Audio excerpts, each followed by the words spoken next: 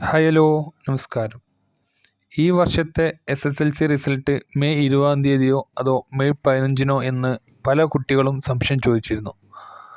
SSLC result എന്നത് ഏതൊരു വ്യക്തിയും വളരെ പ്രാധാന്യത്തോടു കൂടി നോക്കുന്ന ഒന്നായതുകൊണ്ട് തന്നെ SSLC റിസൾട്ട് അതായത് 2024-ത്തെ SSLC റിസൾട്ട് എന്ന് വരുമെന്ന് നമുക്ക് ചാനലിലൂടെ നോക്കാം.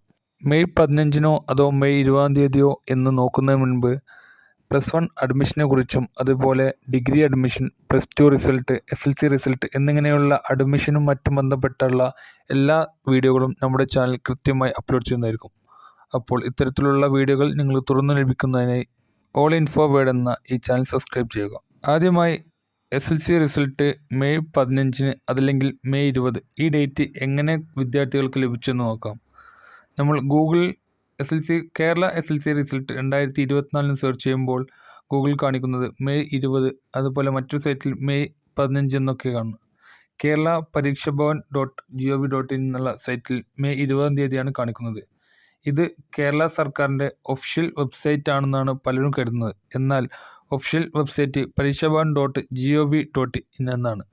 നിലവിൽ SSLC റിസൾട്ട് മെയ് 15-നോ അതല്ലെങ്കിൽ മെയ് 20-ാം തീയതിയോ നിശ്ചയിച്ചിട്ടില്ല. ഇത്തരത്തിൽ ലോങ് ആയിട്ട്, അതായത് ഒരു മാസം മുൻപൊന്നും SSLC റിസൾട്ട് പ്രഖ്യാപിക്കാറില്ല. മാക്സിമം 2-3 ദിവസങ്ങൾക്കുള്ളിൽ മാത്രമേ SSLC റിസൾട്ട് പ്രഖ്യാപിക്കാറുള്ളൂ. എന്നാൽ കഴിഞ്ഞ വർഷം മെയ് 19-നായിരുന്നു പ്രഖ്യാപിച്ചിരുന്നത്. അതുകൊണ്ടായിരിക്കാം പല സൈറ്റുകളിലും മെയ് 20 അതല്ലെങ്കിൽ മെയ് 15-ന് പ്രഖ്യാപിക്കുമെന്ന് കാണുന്നത്. വാല്യുവേഷൻ നടപടികൾ പൂർത്തിയാക്കി ടാബുലേഷൻ കഴിഞ്ഞ് മീറ്റിംഗ് കൂടിയതിന് ശേഷമാണ് ഡേറ്റ് പ്രഖ്യാപിക്കുക. ഡേറ്റ് പ്രഖ്യാപിച്ച് 3-4 ദിവസത്തിനുള്ളിൽ തന്നെ റിസൾട്ട് പ്രഖ്യാപിക്കുകയാണ് പതിവ്. അതുകൊണ്ട് തന്നെ അതുവരെ വിദ്യാർത്ഥികൾ ക്ഷമയോടുകൂടി കാത്തിരിക്കുക. വിദ്യാർത്ഥികളുടെ SSLC റിസൾട്ട്, റീവാലുവേഷൻ ഡീറ്റെയിൽസ് തുടങ്ങിയിട്ടുള്ള SSLCയുമായി ബന്ധപ്പെട്ടുള്ള എല്ലാ വിവരങ്ങളും അതുപോലെ +1 അഡ്മിഷനെ കുറിച്ചുമെല്ലാം ഈ ഒരു ചാനലിലൂടെ കൃത്യമായി നിങ്ങളിലേക്ക് അറിയിക്കുന്നതാണ്.